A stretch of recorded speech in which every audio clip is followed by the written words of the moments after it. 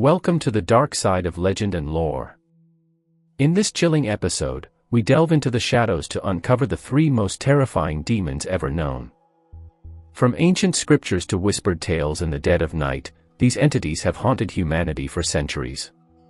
Their names inspire fear, their stories twist the very fabric of reality. Prepare yourself for a descent into true darkness. This isn't just folklore, it's fear incarnate. Hit that like button, subscribe for more spine-tingling content, and let's begin our terrifying journey into the abyss. Lord of the Demons of the Wind. Name: Veer-Zul, the Whisperer in the Gale. Titles: Lord of the Demons of the Wind, Harbinger of Pestilence, the Famine Bringer, He who rides the empty sky. Domain: Disease, Famine, Wind, Despair. Origin and Mythos. In the forgotten ages when the world was still young and the stars bled fire into the skies, the gods shaped the winds as breath for the living world. But from the cast-off sighs of their failures, those tainted winds left to wander, something else was born. This abomination was not created, but congealed. It named itself Veer-Zul, not in words, but in a chill that tore through bone and marrow. The myth says that Veer-Zul was born of breath unblessed. When the gods spoke life, their failed incantations coalesced into anti-creation. And so he emerged, a swirling force of entropy, hungering to undo the order imposed by life. Veer-Zul did not walk the earth but howled through it. He does not strike like lightning, he lingers like drought. In the earliest tales told by smoke and fire around primitive hearths, the wind carried more than dust. It whispered death. Villages would awaken to fields blackened overnight. Children would cough blood as a dry breeze passed. Goats and cattle would starve in fertile lands turned suddenly fallow. And always, someone would say they heard a voice in the gale, a voice that offered survival, if only they would let others perish in their place. Thus, the first bargains were made. 2. Form and Presence. No man has ever looked directly at Veer-Zul. He is not flesh, but manifestation. To see him is to be caught between perception and delusion. However, those driven mad by his passing offer chilling similarities in their hallucinations. A massive form shaped like a skeletal bat draped in rotted sails, wings spanning horizons. Eyes like twin eclipses that suck in light, sound, and hope. A tongue made of mist and ash, slithering through cities and temples alike. And always, a voice, never loud, but always heard, a whisper that clings like mildew to the soul. His true body is the storm of rot that heralds his coming, black winds, dead leaves, locusts, dust, bones, all whirling in his wake. Birds fly backward. Water sours. Pregnant women miscarry. Bread molds within ovens. Where Veer-Zul treads, nothing is harvested but fear. 3. Powers and Influence. Veer-Zul is not a god in the traditional sense. He does not demand worship but thrives on consequence. His essence is plague on the wind, despair in the silence after a failed crop, the final cough of a fevered child. His power manifests in several key forms. 1. The winds of hollow breath. His signature ability is the manipulation of cursed winds. These are not mere gales but carriers of pestilence and decay. When these winds pass, illnesses follow, some known, others alien and eldritch in nature. Villages can sicken in a day, entire nations fall in weeks. 2. The Withering. Veer-Zul saps vitality from land and beast alike. Crops turn gray and brittle. Animals grow lethargic, then starve. This power is often localized, used to punish individuals or provoke desperation in a region. It has driven kingdoms to cannibalism. 3. Whispers of Despair. Through the winds, he speaks directly into the minds of the desperate. He promises food, healing, survival, for a price. Often that price is a sacrifice, a neighbor, a child, a village. Those who make the pact become his hollow tongues, wandering prophets of doom. 4. Pestilent Avatar. Though he rarely takes form, when he does, he can descend as a storm shade, a specter that blights the ground beneath it. Animals flee, and men vomit black bile. This form is more legend than confirmed event, but ruins bearing his mark speak otherwise. 4. Symbolism and fear factor. Veerzul represents a primal fear, loss of control. Where other demonic forces may tempt with desire or rage, Veerzul offers only survival through compromise. The fear he invokes is not sudden terror but creeping inevitability. Wind is invisible, intangible, yet it shapes life. You cannot stop it, and you cannot fight it. This makes it the perfect symbol for his dominion. Plague represents contamination from within, your body betraying you. Famine turns neighbor against neighbor and reveals the animal under the skin. He is fear that spreads quietly. A slow rot rather than a sharp strike. The greatest terror is not knowing when he has chosen your home as his next breath. In dreams and delirium, victims often see a field of wheat, dead, brittle, humming with wind. A single scarecrow stands in the center. It wears a crown of thorns and teeth. That is Veerzul's mark. V. Cults and worship. Though true worship of Veerzul is rare, desperation breeds dark pacts. His followers do not gather in temples but in dying places, abandoned barns, famine-swept fields, blighted forests. These cults are known as the Hollow Choir, so named because their mouths are sewn shut with wind thread, yet they sing through the gales. They believe that by embracing famine and plague, they earn Veerzul's favor and will be spared in the coming devouring breath. Rituals involve the burning of healthy food to make room for blight, bloodletting into the soil to mimic his touch, feeding the sick to wild dogs under moonless skies. Their prophecies speak of a coming feast of emptiness, where the entire world will be scoured, and only those who have proven their loyalty to the wind will remain. 6. Historical encounters. 1. The Blight of Cirnal, year 784 of the Hollow Reckoning.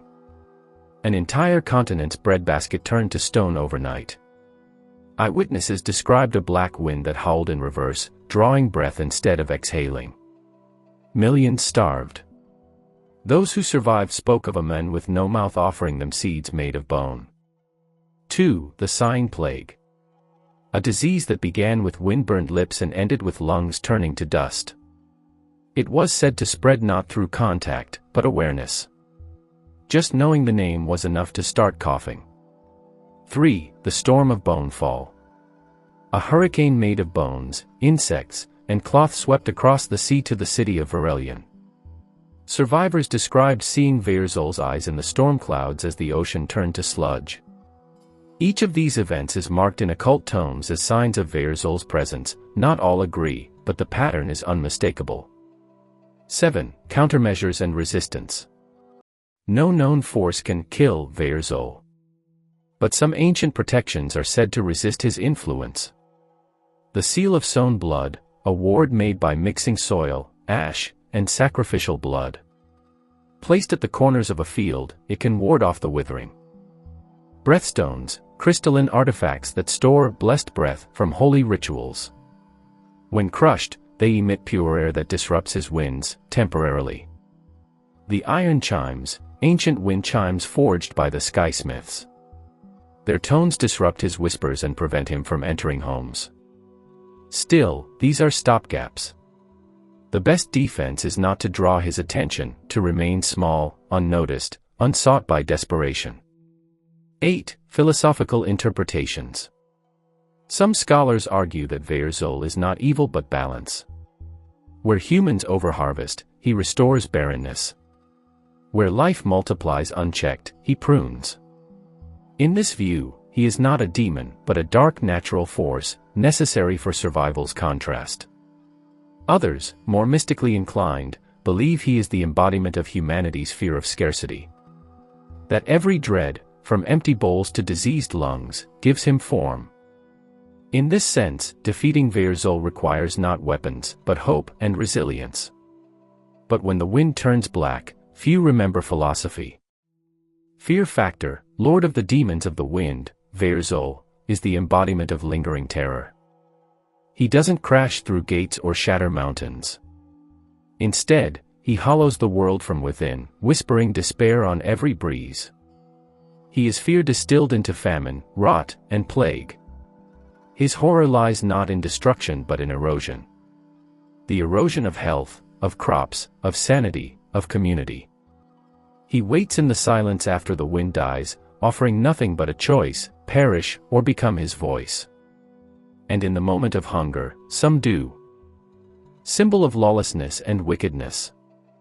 Fear, a fundamental human emotion, has long played a pivotal role in shaping societies, maintaining order, or, conversely, dismantling moral and legal foundations. In literature, cinema, politics, and societal dynamics, fear has often been weaponized, used not as a defensive mechanism but as an offensive tool of control, manipulation, and chaos. This essay examines the concept of the fear factor as a symbol of lawlessness and wickedness, with particular emphasis on its links to corruption and depravity. Through historical, psychological, political, and cultural lenses, we will explore how fear becomes not just a reaction but a mechanism for evil, especially when institutional power becomes corrupted. Fear as a tool of power. Fear has always been a potent tool in the hands of the powerful. Machiavelli, in The Prince, famously stated that it is better for a ruler to be feared than loved if he cannot be both.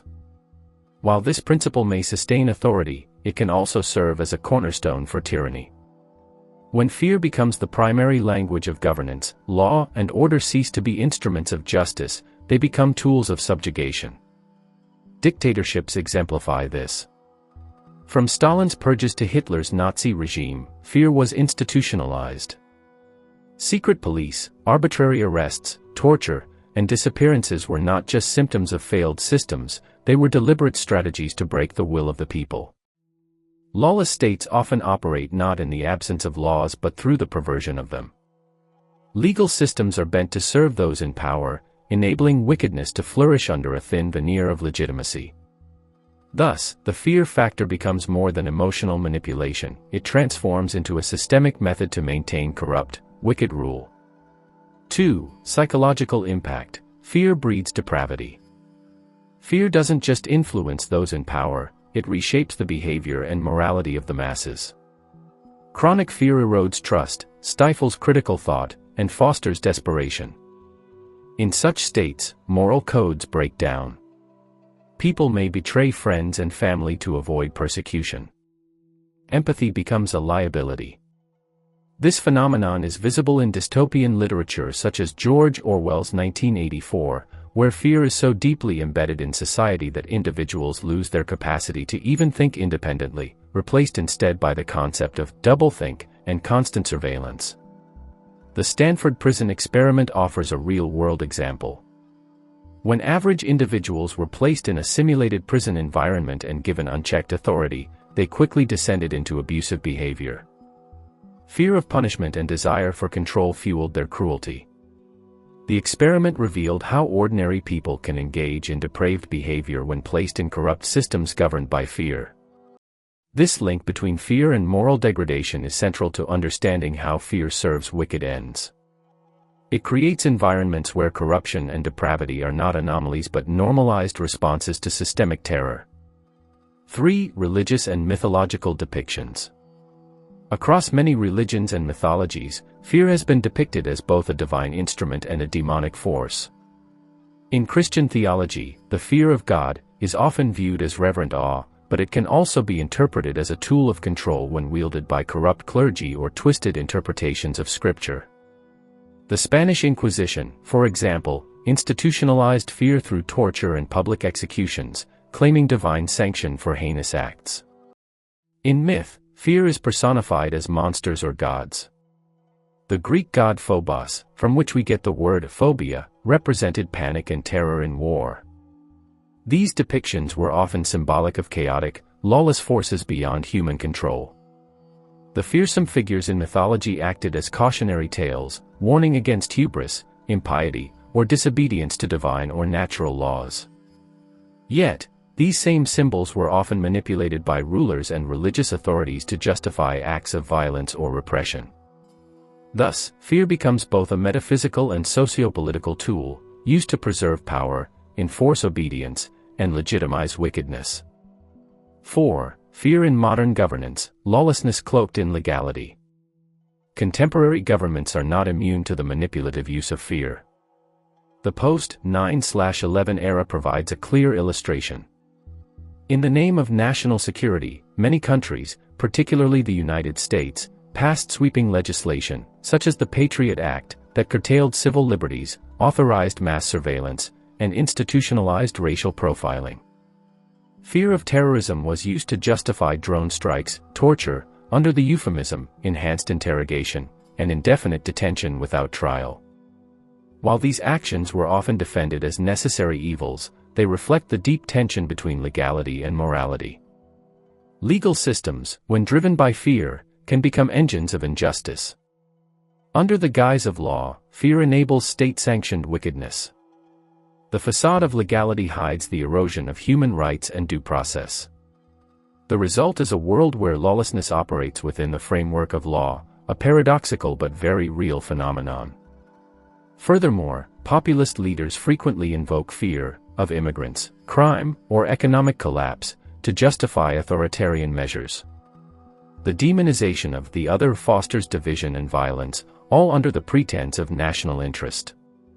Fear thus becomes the currency of corruption, a smokescreen for policies that enrich the powerful and oppress the vulnerable. Media and fear, manufacturing consent. Media plays a central role in the propagation and normalization of fear. News outlets, especially those driven by ratings and political bias, often sensationalize threats to increase viewership. Crime is exaggerated, minorities are vilified, and enemies, foreign or domestic, are constantly highlighted. This fear-mongering doesn't just distort reality, it shapes policy. When people are afraid, they demand strong action. They become more willing to cede freedoms for perceived safety. Politicians exploit this by proposing draconian laws, increased surveillance, and military intervention. These policies often benefit the elite, cementing systemic corruption. Moreover, entertainment media also glorifies fear-based authority. In popular shows like Game of Thrones, ruthless leaders often succeed, reinforcing the narrative that fear is effective and perhaps even necessary. While these depictions are fictional, they subtly reinforce cultural beliefs that justify immoral behavior for the sake of power. This desensitization further enables depravity. When fear is normalized, so too is the wickedness used to instill it. 6. Fear and organized crime, a parallel state.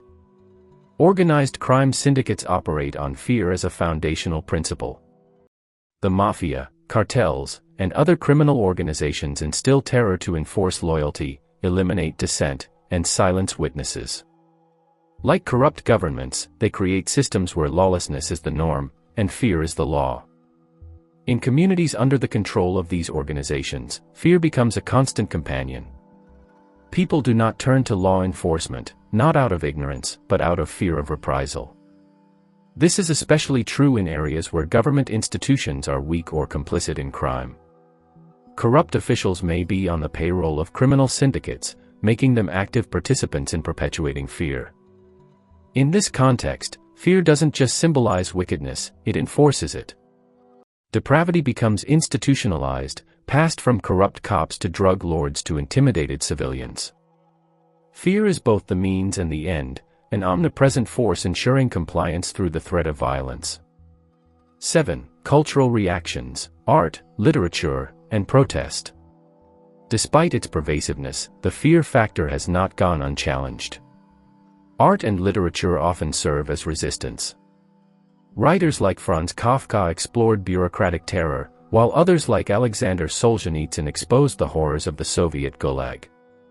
Protest movements, from civil rights marches in the US to Hong Kong's pro-democracy demonstrations, often arise in response to fear-based governance. These reactions highlight an important truth: fear loses its power when people confront it. Protesters risk imprisonment or death to reclaim agency. Artists, even under threat of censorship or exile, use their platforms to tell truths that those in power wish to suppress. The very act of challenging fear is a moral stand. It represents the reclamation of humanity from the jaws of corruption.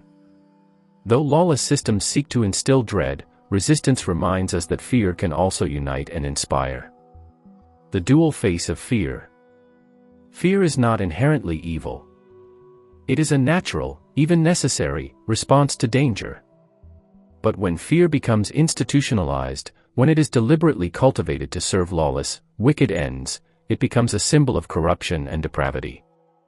Whether in the halls of government, religious institutions, or criminal empires, the fear factor serves to dismantle ethical frameworks and replace them with systems designed for control. Understanding the fear factor is essential not just for analyzing the mechanics of power, but for resisting its abuse.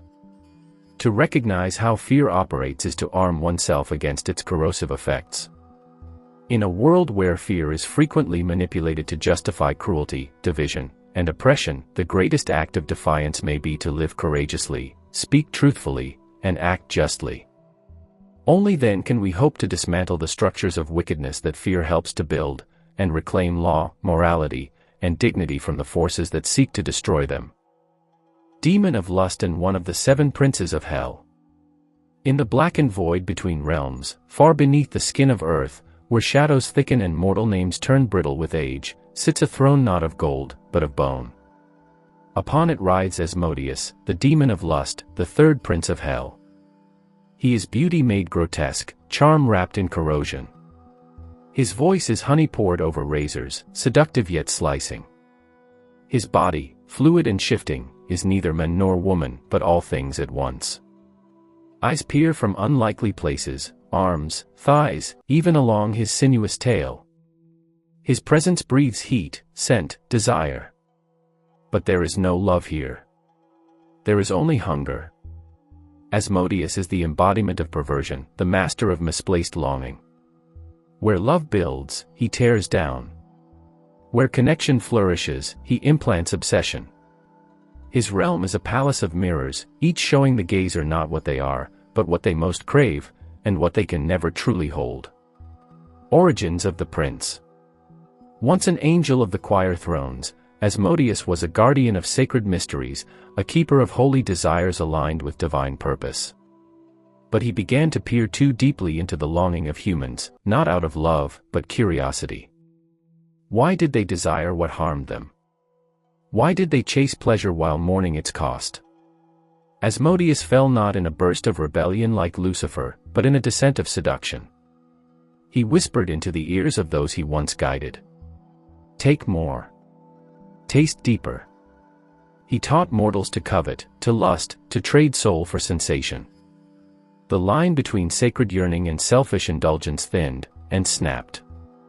The fall twisted his form and purpose. Heaven expelled him not with fire, but with silence, as if his very name had been scratched from divine memory. He descended into the pit, where hell received him not as a servant but a sovereign. And thus, he became the prince of lust. His fear factor. Lust, as Asmodeus wields it, is not mere sexuality. It is craving elevated to dominion. His power lies in taking a person's deepest unmet desire and amplifying it until it eclipses reason. He can cause a mother to abandon her child for the touch of a stranger. He can drive a priest to defile his vows for a passing smile. He doesn't create desires, he finds them. He magnifies them. He makes them the only truth. What makes Asmodeus terrifying is not just his ability to seduce or deceive, but to reveal. To bring forth that which a soul tries to bury. His greatest curse is insight. He will stand before a man of virtue and show him that he secretly envies his best friend's wife. He'll whisper, "You've dreamed of her." The men will deny it. Asmodeus will reply, "But in your sleep, you kissed her." The dream returns, vivid, shameful, and now, tempting. To look into Asmodeus' eyes is to lose your anchor. Lovers question each other. Parents doubt their love for their children. Saints fear their own flesh. He fractures identity until only desire remains. Lust in modern garb. In the modern world, Asmodeus thrives more than ever. Not as a horned beast in red cloaks, but as algorithms, marketing, and parasocial relationships. He speaks through apps that never sleep, ads that promise beauty, and influencers who sell fantasy. He doesn't need to appear in flesh, his domain is already in every mind touched by the internet. He turns romance into transaction, seduction into addiction. He converts the body from a vessel of expression to a commodity to be consumed. Pornography, dating apps, even spiritual self-love mantras, all can be perverted when infected with his venom. He has found temples in the clubs, confessionals in chat rooms, altars in every screen. Encounters with Asmodeus. Asmodeus rarely takes a singular form. For the lonely, he may appear as a loving partner who always says the right thing. For the powerful, he may manifest as a sycophant, urging them to take what's yours. For the pious, he can be the whisper in the dark, God made you this way. Why should you resist? There are countless tales of Asmodeus' touch. A 17th-century monk claimed that his vow of celibacy was broken in a dream where a dark-eyed woman came to him with wings of fire. In truth, the dream lasted for weeks, during which he lay in a coma. When he awoke, his faith had rotted. He left the order, chasing the phantom ever after. In modern lore, a therapist reported over 300 patients, all unknown to each other, describing a recurring figure in their dreams, a lover who never aged, never tired, and never stopped touching them. Each claimed that, after the dreams began, their waking relationships crumbled. These are not hallucinations. They are seeds sown by Asmodeus. Where his influence grows, hearts decay. Servants and structure. Asmodeus commands legions, each representing aspects of corrupted desire. Incubi and succubi, shapeshifters who drain vitality through sex and dreams. The lascivians, spirits who invade digital devices, embedding lust into images and videos. The whispering choir, disembodied voices that trigger arousal at inappropriate moments, during grief, prayer, or moments of vulnerability. He is not a solitary prince. He sits among 6 others: Lucifer, pride, mammon, greed, Beelzebub, gluttony, Satan, wrath, Leviathan, envy, and Belphegor, sloth. Among them, Asmodeus is considered the most intimate threat, not because he shouts, but because he whispers. Where Satan brings war, Asmodeus brings collapse from within. Defense against the demon. No ritual banishes Asmodeus permanently. He is not summoned, he is attracted, like a moth to emotional flame. But he can be resisted. The first defense is clarity. Knowing one's desires reduces their control. When you name what you want and why, you remove his shadow. The second is discipline, not repression. Denying the body entirely can give Asmodeus more room to work, festering guilt into obsession. But temperance, knowing the right time, place, and purpose for desire, makes him weak. Lastly, connection defeats him. True intimacy, rooted in empathy, mutual understanding, and shared vulnerability, shatters his illusions. But these are difficult virtues in a world shaped by him.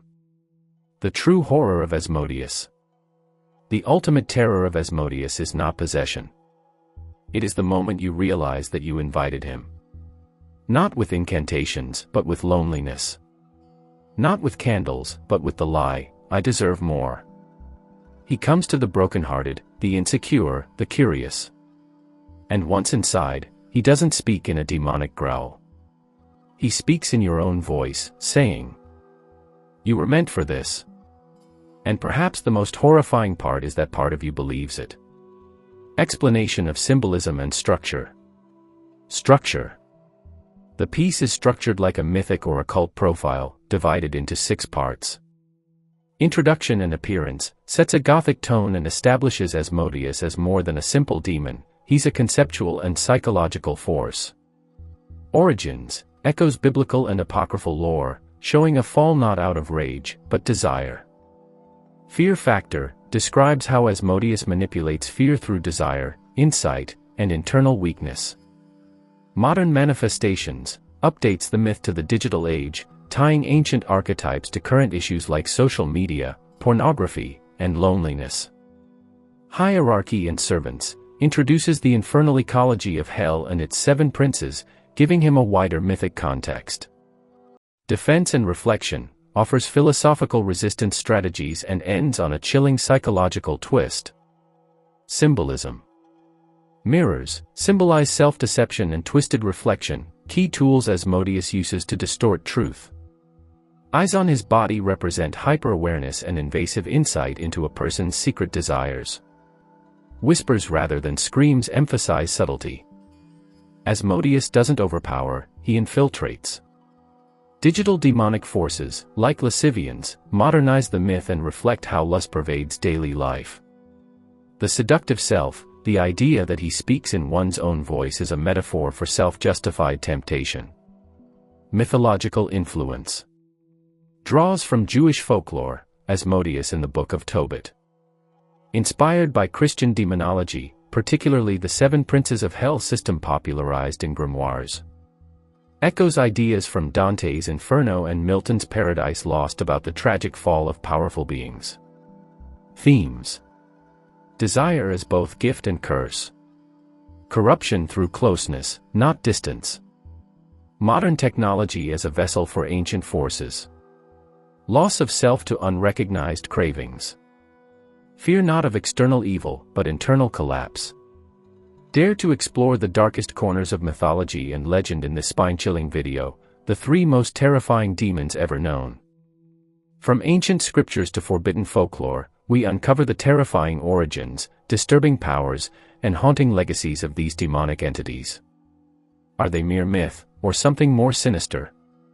Watch till the end to discover which demon reigns as the most fearsome of all. If you love creepy lore, dark history, and supernatural mysteries, don't forget to like, comment, and subscribe. New horrors await in every episode. Enter if you dare, and remember, not all legends are just stories.